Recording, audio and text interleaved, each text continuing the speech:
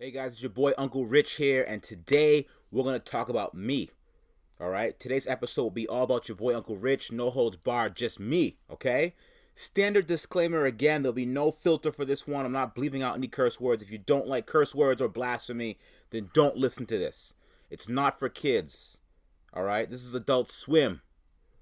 I'm sick of you guys saying, Rich, you swear too much. Try the Disney Channel then. Listen to Kids Bop. All right, cool. So in this episode, we're going to talk about how YouTube changed my life and a brief overview of how things got started. Now, a little known fact about me is that when I was like 13 or 14 years old, I had a white Jewish godfather, okay? Not making that up. His name was Mike. God rest his soul. He told me I should be a lawyer because lawyers make tons of money. And I'm like, all right, cool. I'll be a lawyer then.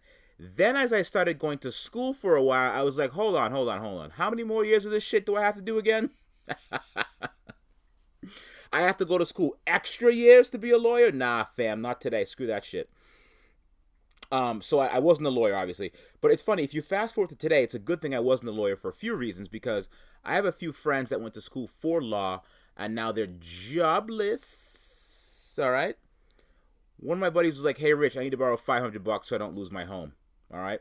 I have a family, and I should have never jumped on the lawyer bandwagon, Rich. I should have jumped on the other bandwagon at the time, which was physical therapy. Who's a physical therapist on this? Anyone a physical therapist here? All right, so I decided on IT because, let's face it, in a small company, you have like 3 lawyers, maybe, all right? But in that same small company, you could have 1,000 IT people. I like that ratio. Those jobs are always really easy to find, all right? So I became a person in IT, and I was like, yeah, it's cool, but I realized something. I wasn't like most IT people. All right, no offense, but most of them had like pocket protectors and shit, which is fine, but they were mostly awkward. All right, think of the IT person at your job right now. He probably is a cool guy, right? Maybe a little goofy, kind of quiet, a little weird, but he's also a registered sex offender. Go look it up. All right. I'm just kidding. Relax. Jesus Christ. All right. But no, it's funny because I realize, this is cool and I love technology, but I'm different. All right. I have a gift. My mom told me, Richie, she calls me Richie.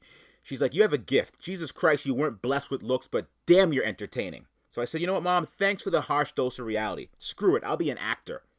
I want to be an actor and I want to be an entertainer. So I started looking at casting calls because that's how you get found. You go to casting calls. So I went on Craigslist and there was this ad for a black guy for a role to play a part in a funny gang violence skit. And I'm like, okay, I'm funny. And yeah, gang violence is hilarious, right? Let's try that out.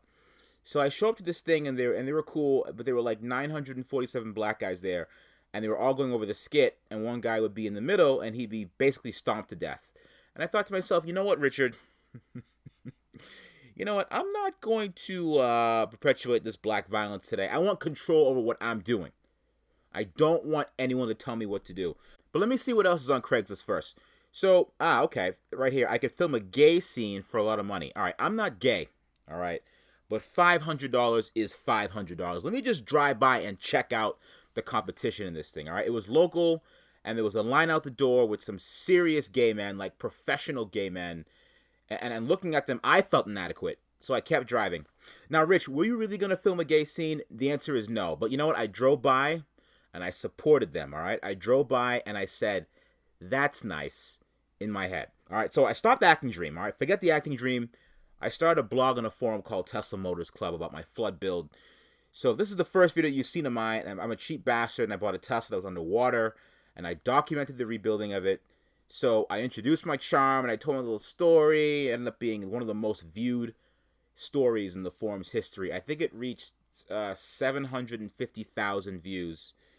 And this is all reading. This is like before like videos, man. This was like when forums were like it, and you would just post that. People would actually read it, you know? So then this guy named Carl found me, and he said, listen, I could help you, buddy. All right? You need to be in front of a camera and stand there, do this, say that. I think you're entertaining, and people are going to want you to do the same exact thing you're doing on the forum, but on the camera instead. So I'm like, cool, I'll do that.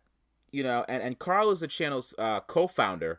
So we started making Tesla videos, and he's like, hey, you know what? You're kind of boring. Like, be funny. Do something cool. I'm sitting here forcing all these jokes, and he's like, no, this is rubbish. And he said rubbish because, he's from the UK. No one in American soil says rubbish. But he's like, just be yourself. So I said, all right. And I just kind of myself, I went ultra sarcastic, the ultra sarcastic shit troll that you know today, that I've always been. That started coming out more. And the channel went from 50 subscribers to 5,000 to 40,000 to 100,000. So, like, this is the start of something big. All right, my buddy Sean and I, we went to Texas to see the TX 2K18, which I summarized in a video a few months ago, which still nobody watched. Watch what I'm going to do. I swear to God, right? I'm going to re-release that video and title it, "Oh my God, I can't believe this girl's only 18," and troll the shit out of you guys, all right? So yeah, Sean and I went to Texas, and when I had like 40,000 subscribers, and we were walking around, this dude slowed down. He looked at me. He's like, "Oh shit." He's like, "Are you from YouTube?" I'm like, "Oh goddamn, boy, you're rich as made it." All right? I made it, baby. People in Texas looking for me. All right? This man from Texas, thousands of miles away, recognized me. I had another guy see one of my videos, and he actually purchased a Tesla wall charger for me, which is several $100s, by the way, and drove hours to deliver it and help me install it. Never met this guy in my life. But he said I helped him build a Tesla of his own, which he wanted, and he just wanted to give me a token of appreciation. And now, to this day, he still sends me gifts with notes. And whenever he sends me a box with something inside of it, he tapes the most embarrassing photo of me to each package. I believe he plays a video of mine and freeze frames the shittiest image of me possible and then prints it out and puts it on the box. But no, you know what? Shout out to JoJo in New York that's always sending me fly shit. That's fine. Keep taping those unflattering photos to boxes. However, I gotta say, every time I see my face, it's like a slap in the face. I hate how I look on camera and in photos. And you know what's unsettling? The most unsettling feeling, it's kind of like when I see my face, I feel like I use the wrong towel, if you know what I mean. You ever like pick up the wrong towel to wipe your face? You know what I mean? Wink, wink. Like the towel that you should have put directly in the wash or at least rinsed off first, but you didn't. And now it's like, what's this shit on my face? And you're like, oh, okay. Not what I was expecting. That's how I feel every time I see my face. All right. Every time I get a package with my face on it, I feel weird. That was a long-winded example. Yes, I understand that. But anyways, as I started growing more and more, things took a turn. Now, like, people are like weird, man. People are getting really, really weird the larger the fan base gets. And this is a picture that was emailed to me, captioned, "You look so peaceful, didn't want to wake you." And honestly, I don't remember when this was taken, but I do know this is the creepiest photo ever taken of me. All right, I don't know how to respond to this. This is YouTube, man. This is YouTube. This is the power of YouTube. Everyone's like, yeah, nice shoes, Rich. You making that YouTube money? Now, this is the shit I got to deal with. Yeah, you can make a couple bucks off YouTube, but like, you got to deal with people taking photos of you while you sleep on the train, man. You think this is easy? I know for a fact there's a photo of me getting out of the shower somewhere on the internet. And I know someone's going to send it to me with the caption, "You enjoy that shower, you piece of shit, huh?" I know someone's going to send it to me for a fact. I just know it. I just feel it. But yeah, man, it's a crazy world, man. I got to show you some more shit out of my YouTube filter, guys. It'll blow your minds. Like, wow, like, can the word nigger be used this many times? Like, is this a world record? What's in my YouTube filter would you'd be like, oh, damn, this guy's not playing games. I also had a guy send me the most thoughtful email. He said, "Hey, man, love the channel, love what you do, much continued success. I know sometimes it's hard and you want to quit, but keep it up. A lot of people are rooting for you, but just remember, okay, you are black and that's never going to change. You will always be 10 steps behind the white man." I'm like, okay. I see where this is going. Great opening line, bro. Nice opening line. So I had to sit there and read 5 paragraphs of this guy going on and on about how his brain is 3% larger and how much more superior he is than me. So I read that email and I was like, all right, watch this. I wrote him back and I said, "Thanks for the email. Don't forget to like, share, and subscribe." That's how you got to deal with this stuff, man. You got to let it roll off your shoulders, man. You can't let it get to you. And I think the only real way you could be successful in YouTube is to let shit like this just roll off your back, But I won't lie, like minus the extreme creepiness, it's actually kind of fun. The problem is that most of the people that I meet in person are awkward as hell. Like I was shopping for sneakers and this guy was like, "Hey, Rich Rebuilds," and I was like, "Hey, man, yeah, what's up?" And he's like, "Yeah, yeah," and he just stared at me, and I'm like,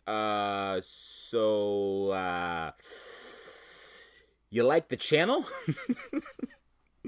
And he's like, "Yeah, you know what? Your new stuff isn't really that good." And I'm like, "All right, cool, man. Nice talking to you." People are funny, man. I mean, like I was blessed with the gift of gab. I could talk, I could yap, I could make people get along, I could bring people out of their shells. But you have to realize that not everyone's like that. Some people are a lot better behind a keyboard than they are in person. I'm starting to realize that more and more. But people are just strange in general. You know, I have a platform now, right? I have a platform, and I can't wait to use that platform for my own personal agenda. I have a really close friend, and he was like, "Yeah, man, hey, yo, I got some good ideas. We're gonna spread the world, man. This is gonna be this product I'm working on." I'm like, "All right, cool. What's the product?" And he's like, "Hey, I'm a producer now." And I'm like, "All right, what you got for me? What are you gonna produce for me?" He goes, "Nah, I got a mixtape." And I'm like, a mixtape. Okay. So to be clear, you want me to promote your mixtape on my YouTube channel, which is primarily based around the repair of my Tesla and Z06, which people are threatening to unsubscribe if they see the Z06 one more time. And he's like, "Yeah." I'm like, "All right, let's talk about demographics here." All right. Now, he let me listen to his mixtape, which was actually a lot worse than I thought it was going to be. And I said to him, "Okay, this is trash, but let's talk demographics again." My channel is primarily watched by white men between the ages of 35 and 62 or something. Nobody wants to hear your mixtape, all right? They would be terrified if they heard that thing. They're literally waiting to hear or see something that they can't relate to unsubscribe. Like, wait, hold on. Is that trap music? I can't relate. Unfortunately, I must go. I'm sorry. I tried to make this work, Richard. Oh my god. But anyways, all right. So anyway, it's crazy. So the amount of attention that I'm getting, it's crazy now. Like people have like left notes on the car. I even have people that work at Tesla sending me photos of the assembly line where they build the Model S's. I have little kids walking up to me in stores, like little 13-year-olds, like, "Hey man, I watch your channel. It's kind of boring, but can I get a picture?" Kids are funny, man. It's no one even gives a shit like what I actually do. They just know that they see my face before and like, "Yeah, let's take a picture with this guy." But after all this, you know what really makes me cringe? It's when people that I know watch the channel. It's funny because like I'll make a funny show or a video that 100,000 people will watch. But when one person that I know says that they watched it, I just want to delete the entire channel. I hate when people know. I just hate when people say, "Hey, you know what? I watched the last episode, Rich." I hate it. You know? One day I went to go drop my kids off at my dad's house, and as I was walking up the steps, I heard on his iPad, "Rich from Rich Rebuilds here." I swear to God, I put the kids down and I left. I just couldn't do it. Not today. I just couldn't do it. Not today. Nope. Not dealing with that shit today. There's so much cringe because it's like something that's public yet private, you know? It's kind of hard to explain. Basically, it's kind of like being a stripper. All right. Like, yeah, I'd be a stripper. Sure. Why the hell not? I'd take my clothes off in front of women for money, stick a $5 bill between my butt cheeks. Why not? It's a public place, right? But let my mom walk in, okay, and everything changes after that. Because you see, it's the same thing. Like, I'll do the YouTube thing for the world, but when that shit starts to get back people that I actually know, it's awful. You know what I mean? It's like, "Hey, I heard that your son's a stripper at Fantasies. Can you comment on that?" Imagine my mom just like reporters following my mom around and shit. But yeah, okay. Anyways, I'll stop now. I could talk for another hour easily, but in summary, people are weird.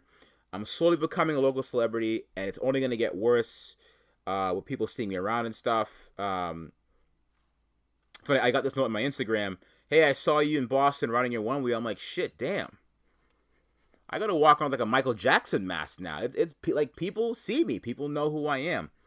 But on a serious note, let's be serious for a second. One random thought. What is the level of fame you have to reach in order to start getting groupies? Is it 1 million?